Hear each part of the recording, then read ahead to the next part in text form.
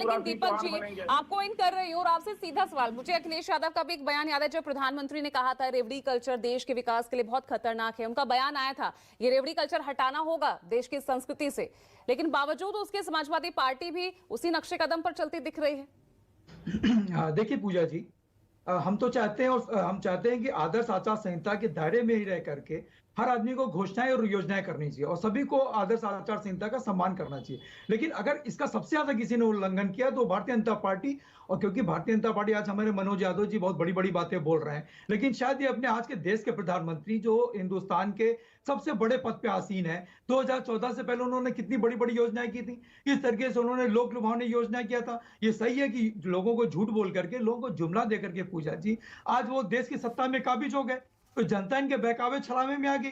इन्होंने 2 करोड़ लोगों को सालाना नौजवानों को रोजगार देने की बात की थी। इन्होंने सबके खाते में 15-15 लाख रुपए लाने की बात की थी। क्या लोगों के खाते में 15 लाख रुपए आ गए?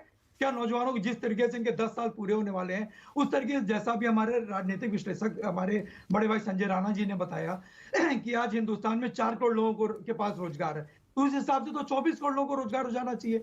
20 करोड़ रुपए भारतीय जनता पार्टी की सरकार का और 4 करोड़ रुपए, 4 करोड़ और लोगों को रोजगार का। देखिए, समाजवादी पार्टी की सरकार या समाजवादी पार्टी के सहयोग से सरकार अगर चाहे प्रदेशों में या केंद्र बनती है तो निश्चित रूप से सबसे पहले हम कास्ट सेंसस कराने का काम करेंगे, जिससे दबे कुचले शोषित वंचित लोगों को उनका हक मिल सके, और निश्चित रूप से रोजगार दे करके हम लोगों को स्वावलंबी और स्वाभिमानी बनाने का काम करेंगे। लोगों को 85 करोड़ रुपए लोगों को जो है राशन दे करके हम अपना महिमा मंडप नहीं करेंगे, अपने 56 इंच के सीने को चौड़ा करके नहीं दिखाएंगे। अरे आज आप लोगों को रोजगार से जोड़िए, आप महंगाई कंट्रोल करिए, तो निश्चित रूप से आपको इन लोगों को जो है क्या नाम है, इनको आपको राशन देने की आपको आवश्यकता नहीं पड़ेगी।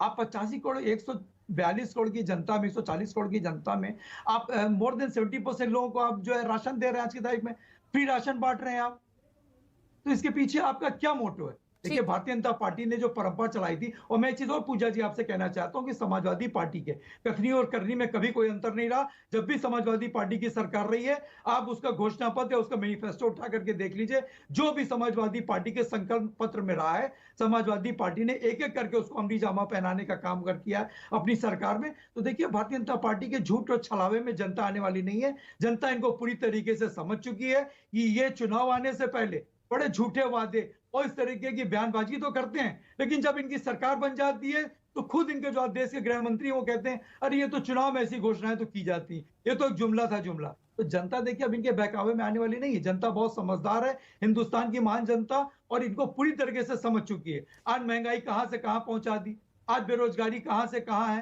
तो इन्होंने अपने कौन से वादे पूरे किए? कोई एक वादा बता दें। 15 लाख रुपया काला धन ला रहे थे, क्या क्या नहीं ला रहे थे ये, और उल्टे यहाँ के हिंदुस्तान के हम लोग का टैक्स का पैसा लेकर के इनके जो कई सारे मित्र हैं, अभी हमारे आप आम आदमी पार्टी के प्रवक्ता ने सारी बातें बताई। ठीक है।